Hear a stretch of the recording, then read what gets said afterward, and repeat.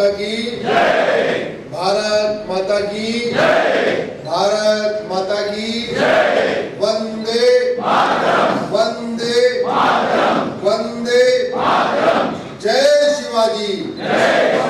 जय शिवाजी। जय शिवाजी। सबसे पहले वीर सावरकर मंडल के सभी पदाधिकारीगण, सभी सदस्यगण, मंडल से जुड़े हुए सभी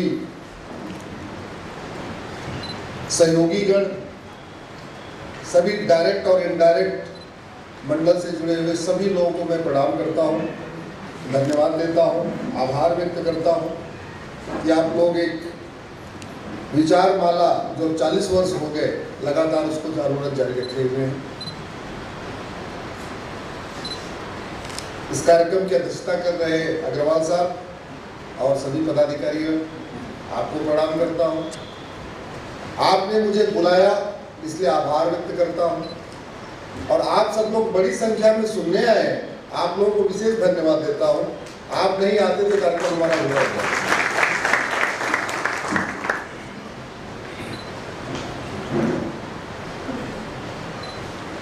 आज मेरे लिए एक यादगार दिन है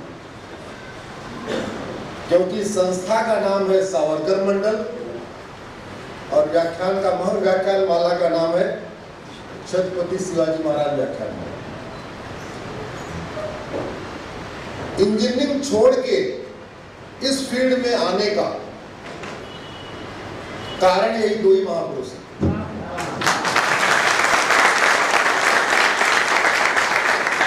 इसलिए आज ये बहुत विशेष दिन है हमारे लिए। मैं मारुति में था, गुड़गांव में, जिसमें मारुति कार बनती है, तो डेली अखबार में देखता रहता था कि सुप्रीम कोर्ट में पीआईएल हो रही है, हाई कोर्ट में पीआईएल हो रही है, और वो सारी की सारी पीआईएल एक तरफा होती थी। आप समझ सकते हैं किस आइडियोलॉजी के लोग कर रहे होंगे, बहुमत किसका ज्यादा है सुप्रीम कोर्ट में। मैंने 2-3 साल इंतजार किया कि कोई एक आध पीआईएल इधर से भी तो हो। 3 साल इंतजार किया, जब कोई नहीं हुई तो मुझे लगा अब खुद ही भगत सिंह बनना पड़ेगा। संयोगवश मेरी पत्नी की अध्यापिका की जॉब लग गई, 10,000 रुपए की महीने की, और उस समय मेरी तनख्वाह 1 लाख रुपए थी।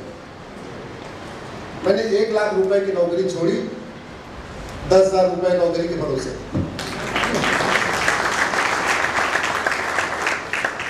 मैंने कहा 10,000 मिल रहा है, रोटी सब्जी तो चलती रहेगी, कोई दिक्कत नहीं, अब चलिए यही काम करते हैं। उसके बाद शायद भगवान को यही मंजूर था, यही काम हमसे करवाना चाहते थे, इसीलिए ऐसी पत्नी भी दिया जिसको घूमने टहलने का शौक नहीं है, खाने पीने का ज्यादा शौक नहीं है, कपड़ों का शौक नहीं है, जेवर का शौक नहीं है। अदरवाइज 2022 में मैं 3 संडे अपने घर में रहा, 90 जिलों में गया था। 2023 में 1 संडे अपने घर में रहा, 12 नवंबर को, क्योंकि उस दिन दिवाली थी, और 2024 वाले संडे का इंतजार कर रहा था। तो पत्नी का भी बहुत बड़ा योगदान रहा कि हाँ, देश की सेवा होती रहे, ऐसे होती रहे। भारत में जो समस्याएं हैं, ये कोई भी समस्या लाइलाज नहीं है। अपने दिमाग में रख लीजिए, भारत की कोई भी समस्या विश्वव्यापी नहीं है। जो समस्या भारत में है वो दुनिया के कई देशों में नहीं है। अगर कई देशों में भारत वाली समस्या नहीं है तो 2 ही कारण है, या तो वहां का डॉक्टर ज्यादा अच्छा है, या तो वहां की दवाई ज्यादा अच्छी। अगर भारत में कोई बीमारी है और चीन में नहीं है तो इसका मतलब क्या हुआ, या तो चीन का डॉक्टर ज्यादा अच्छा है या चीन की दवाई ज्यादा अच्छी है। और कोई कारण हुआ क्या? लेकिन बीमारी डॉक्टर तो ठीक करता ही नहीं है। ये हमें गलतफहमी है, बीमारी डॉक्टर ठीक करता है, बीमारी दवाई ठीक करती है। डॉक्टर जो दवाई लिखता है दवाई अच्छी होगी तो बीमारी ठीक हो जाएगी, और दवाई घटिया होगी तो बीमारी ठीक नहीं होगी। डॉक्टर लाख अच्छा हो, डॉक्टर बहुत अच्छा हो, लेकिन दवाई घटिया हो तो बीमारी ठीक होगी क्या? जोर से बोलिए जरा। ड्राइवर बहुत अच्छा हो, गाड़ी आपकी खराब हो, यात्रा आपकी सुरक्षित हो सकती है क्या? मिस्त्री बहुत अच्छा हो, सीमेंट बालू घटिया हो, घर सुरक्षित हो सकता है क्या? ऐसे ही शासक बहुत अच्छा हो, जब तक नियम कानून अच्छे नहीं होंगे तब तक कोई भी समस्या ठीक नहीं होगी, याद रखिए। और भारत में जो समस्या है वो विश्वव्यापी नहीं है। डॉक्टर कितना भी अच्छा आ जाए, जब तक दवा अच्छी नहीं होगी तब तक बीमारी ठीक। एक बात और याद रखिएगा, बीमारी जितना जल्दी ठीक हो जाए उतना अच्छा होता है। जैसे बुखार, आपने जैसे बुखार हुआ वैसे दवाई ले लिया, ठीक हो गया तो ठीक, नहीं तो अगर आपने लंबा उसको छोड़ दिया तो टाइफाइड हो जाएगा। कोई गांठ हुई, जल्दी से आपने इलाज करा लिया तो ठीक, क्या पता लंबे समय तक गांठ बनी रहे तो हो सकता है कैंसर हो जाए। कोई बीमारी लंबी छोड़ना चाहिए या तुरंत इलाज करना चाहिए? जोर से बोलिए। तुरंत इलाज करना चाहिए। देखिए अगले 1 घंटे आपको लगातार मेरे सवालों का जवाब देना, हमारी यही स्टाइल है। हम कोई प्रबोधन नहीं करते, हम कोई उद्बोधन नहीं करते, हम केवल संवाद करते हैं। संवाद एक तरफा नहीं होता है, संवाद आपको लगातार करना पड़ेगा। तो जैसे दवाई काम करती है ऐसे कानून काम करता है। जैसे दवाई अच्छी होगी तो बीमारी ठीक हो जाएगी, दवाई घटिया होगी तो बीमारी बढ़ेगी, वैसे कानून अच्छा हो जाएगा, भ्रष्टाचार अपराध खत्म हो जाएगा। कानून घटिया होगा, भ्रष्टाचार अपराध बढ़ जाएगा। अगर हम छत्रपति शिवाजी महाराज का सपना साकार करना चाहते हैं, सब लोग करना चाहते हैं ना? हम चाहते हैं छत्रपति शिवाजी महाराज का सपना साकार हो, हम चाहते हैं वीर सावरकर जी का सपना साकार हो। तो याद रखिएगा, डॉक्टर नहीं बदलना है, अब क्या बदलवानी है? और दवाई कहां बदलेगी? संसद में। दवाई कहां बनेगी? तो दवाई तो तब बनेगी बढ़िया ना जब वीर सावरकर जी का सपना साकार करने वाले, छत्रपति शिवाजी महाराज का सपना साकार करने वाले संसद में होंगे। जो इनको मानते हैं वही संसद में होंगे, तभी तो दवाई बनेगी। जो नहीं मानते, लेकिन दुर्भाग्यवश पिछले 55 साल उन लोगों ने भारत पे राज किया जो छत्रपति शिवाजी महाराज को नहीं मानते। संविधान में 22 पार्ट है, 22 पार्ट में चैप्टर नंबर 15, पार्ट 15 पे छत्रपति शिवाजी महाराज की फोटो थी। संविधान के पार्ट 15 पे छत्रपति शिवाजी महाराज की फोटो थी। जैसी फोटो सामने है ऐसे ही फोटो संविधान में थी, लेकिन उस फोटो को निकलवा दिया गया। आज की डेट में ये मेरे हाथ में संविधान है, इसमें कहीं आपको कोई फोटो नजर नहीं आएगी, कोई फोटो नजर नहीं आएगी। भारत के संविधान में भगवान राम की फोटो थी, भगवान कृष्ण की फोटो थी, भगवान नटराज की फोटो थी, भगवान महावीर की फोटो थी, गौतम बुद्ध की फोटो थी, छत्रपति शिवाजी महाराज की फोटो थी, गुरु गोविंद सिंह की फोटो थी, नेताजी सुभाष चंद्र बोस की फोटो थी, रानी लक्ष्मीबाई की फोटो थी, गुरुकुल की फोटो थी, नालंदा विश्वविद्यालय बना हुआ, सब कुछ था इसमें। लेकिन तुष्टीकरण के कारण, भारत विरोधी मानसिकता के कारण, भारत की संस्कृति से नफरत के कारण भारत के संविधान से उन चित्रों को हटा दिया गया। ये सारे चित्र दोबारा आने चाहिए कि नहीं? मैं तो कहता हूं जो पहले चित्र थे वो तो आने चाहिए, छत्रपति शिवाजी महाराज का तो आना चाहिए, लेकिन वीर सावरकर जी का भी संविधान में चित्र आना चाहिए। भले ही किसी एक पन्ने पे दो चित्र करना पड़े तो क्या हुआ?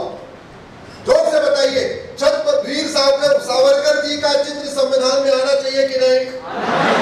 आना चाहिए कि नहीं? लेकिन उसके लिए संविधान में संशोधन करना पड़ेगा, संसद में प्रस्ताव लाना पड़ेगा कि दोबारा उन चित्रों को बहाल किया जाए और एक पन्ने पे वीर सावरकर जी की भी फोटो हो, भले ही वो छत्रपति शिवाजी महाराज के साथ में ही हो, एक ही पन्ने पे 2 की फोटो हो जाए, क्योंकि संविधान में तो टोटल 22 ही पार्ट है, 22 पार्ट संविधान तो बढ़ेगा नहीं। लेकिन इन चित्रों को जोड़ने को संविधान संशोधन कहेंगे, और संविधान संशोधन के लिए लोकसभा में भी 2/3 बहुमत चाहिए, राज्यसभा में भी 2/3 बहुमत चाहिए। राज्यसभा में वर्तमान एनडीए के पास 117 सांसद हैं, सामान्य बहुमत के लिए 121 चाहिए, लेकिन है 117, यानी सामान्य बहुमत से भी 4 सांसद कम हैं। तो अगर हम चाहते हैं कि भारत में संविधान में दोबारा भगवान राम, कृष्ण, नटराज, गौतम बुद्ध, महावीर, गुरु गोविंद सिंह, छत्रपति शिवाजी महाराज, सावरकर जी की फोटो आए, तो ज्वाइंट सेशन बुलाना पड़ेगा, लोकसभा और राज्यसभा का ज्वाइंट सेशन। ज्वाइंट सेशन में टोटल चाहिए 521 सांसद, राज्यसभा में 117 है, चाहिए 521, 521 माइनस 117, ये हो गया 404। तो अगर हम चाहते हैं कि भारत के संविधान में उन सभी चित्रों को वापस लाया जाए, तो अब की बार कितने सांसद चाहिए? 40। हिंदी में क्या बोलेंगे? अब की बार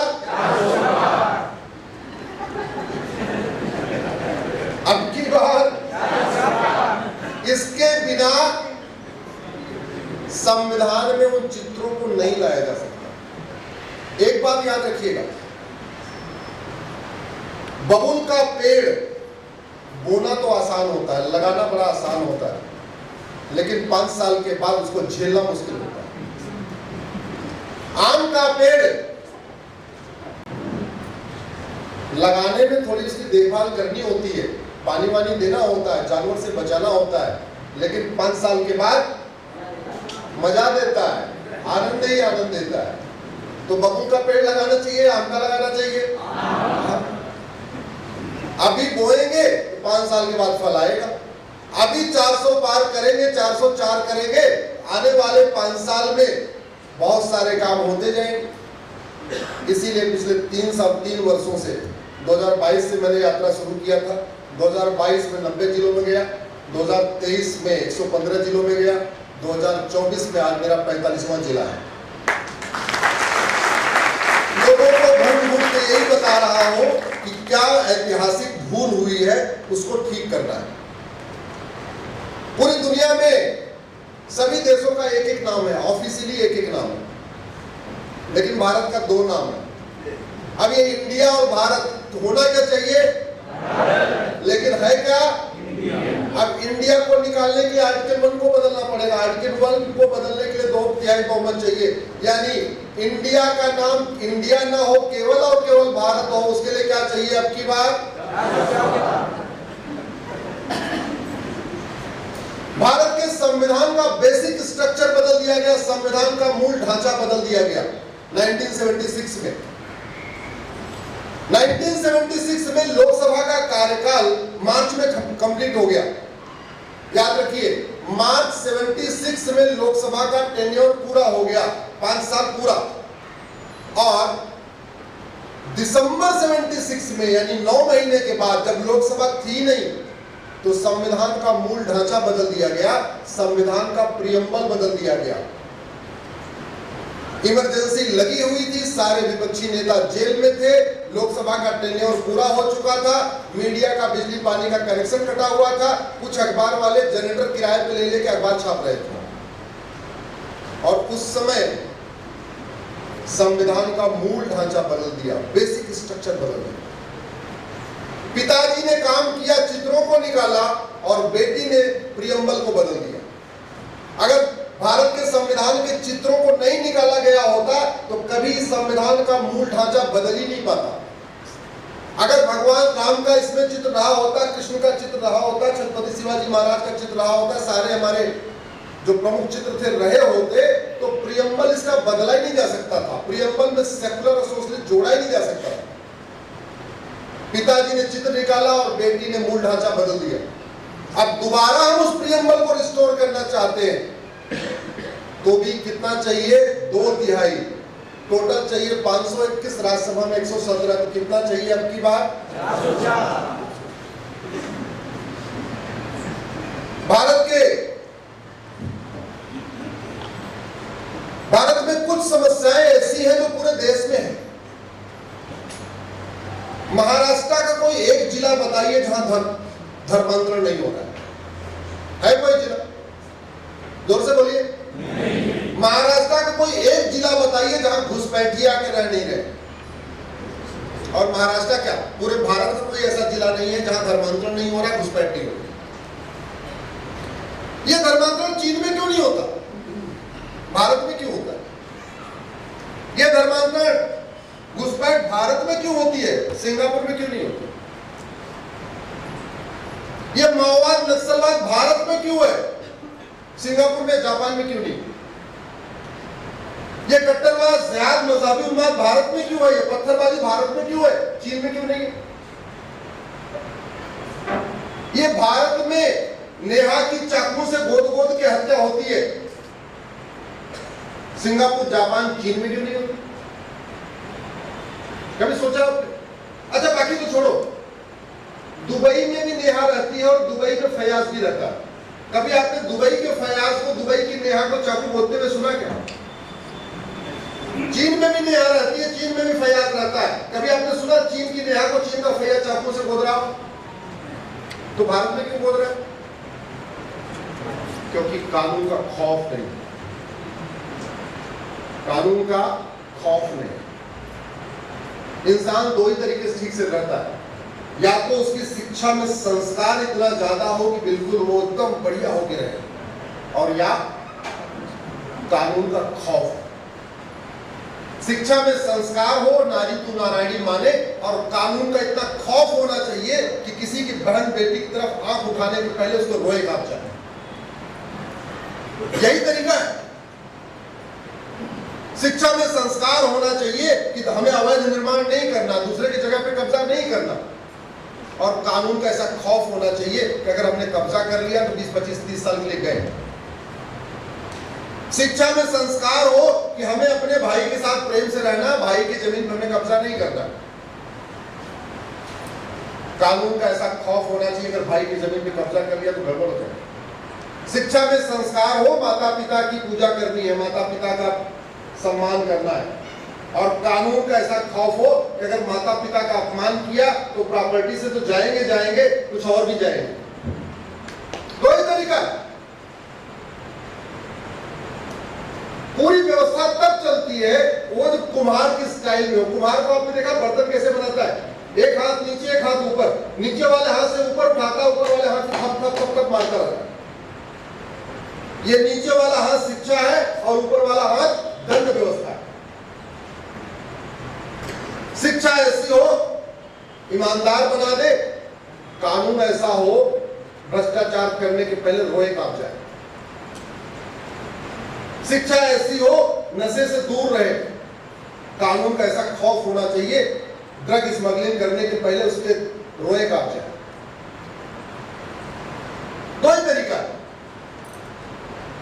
अगर हम चाहते हैं भारत में दोबारा हमारी वैदिक शिक्षा व्यवस्था लागू हो,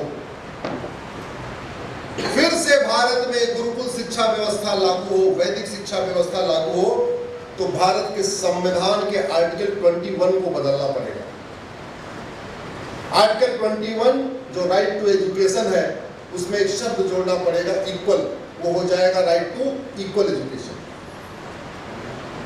वास्तव में अगर हम भारत को विश्व गुरु बनाना चाहते हैं, भारत में राम राज्य स्थापित करना चाहते हैं, तो हमें फिर से अपना पुराना वाला 555 मॉडल इंप्लीमेंट करना पड़ेगा। 5 साल का प्राइमरी, 5 साल का सेकेंडरी, 5 साल का ग्रेजुएशन सिस्टम। और जिन देशों ने हमारे वैदिक शिक्षा व्यवस्था को अपनाया है वहां शांति है, समृद्धि है।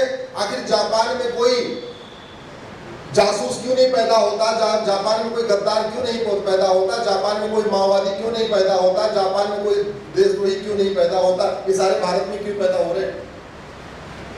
क्योंकि हमने न मुगलों की शिक्षा को बदला, न ब्रिटिश की शिक्षा को बदला, और बाद में आने पे भी अलग अलग शिक्षा व्यवस्था रही। हमने इंसान को, बच्चे को इंसान बनाने वाली शिक्षा का शुभारंभ भी नहीं किया। सबसे पहले आर्टिकल 21 को बदलना पड़ेगा, भारत में समान शिक्षा लागू करना पड़ेगा। क्योंकि आज आपका विषय है कि भारत के लिए आवश्यक 5 कानून, मेरा यह मानना है कि सबसे पहले भारत में यूनिफॉर्म एजुकेशन सिस्टम लागू करना पड़ेगा। यूनिफॉर्म सिविल कोड, अभी समय मिलेगा तो मैं बताऊंगा उसका क्या है। यूनिफॉर्म सिविल कोड से 100 गुना ज्यादा जरूरी है यूनिफॉर्म एजुकेशन सिस्टम। और भारत में यूनिफॉर्म एजुकेशन सिस्टम था। भारत में गरीब और अमीर की किताब अलग अलग नहीं होती थी, कृष्ण और सुदामा की किताब एक थी, भगवान राम और निषाद राज की किताब एक थी, कोई फर्क नहीं था। अब समय आ गया है कि भारत में one nation one education board, one nation one syllabus, one nation one curriculum implement किया जाए। भाई महाराष्ट्र में गणित की किताब अलग और हरियाणा में गणित की किताब, मैथ की किताब अलग क्यों होनी चाहिए? मुझे बताओ जरा, कोई लॉजिक बनती है क्या? पूरे देश की बहनें भी बैठी हुई है बहुत सारी, आप बताइए पूरे देश की फिजिक्स की किताब एक हो सकती है कि नहीं? केमिस्ट्री हो सकती है कि नहीं? जूलॉजी हो सकती है कि नहीं? बॉटनी हो सकती है कि नहीं? इंग्लिश हो सकती है कि नहीं? पूरे देश की संस्कृत किताब एक हो सकती है कि नहीं? पूरे देश की हिंदी की एक किताब हो सकती है कि नहीं? तो 10 किताब में 7 किताब तो पूरे देश की एक हो सकती है।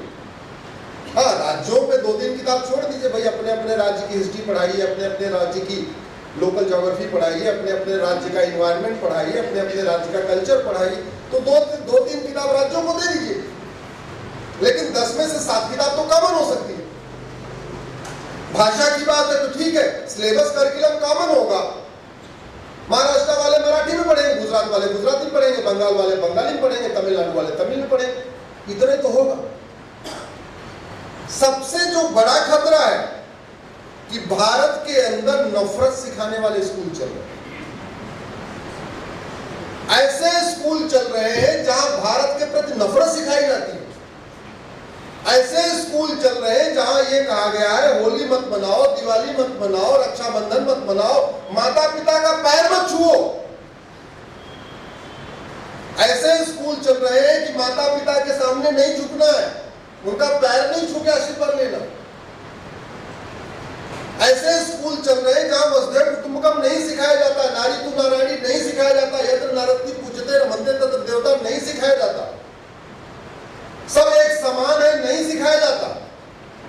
ऐसे स्कूल हैं जहां संविधान का जो प्रियम्बल है, उसके जो मूल शब्द है equality, justice, liberty, fraternity, unity, national integration नहीं सिखाया जाता। ऐसे स्कूल हैं जहां भारत की संस्कृति के खिलाफ चीजें सिखाई जाती हैं। क्या भारत में ऐसे स्कूलों को चलने की परमिशन मिलनी चाहिए क्या? जोर से बोलिए।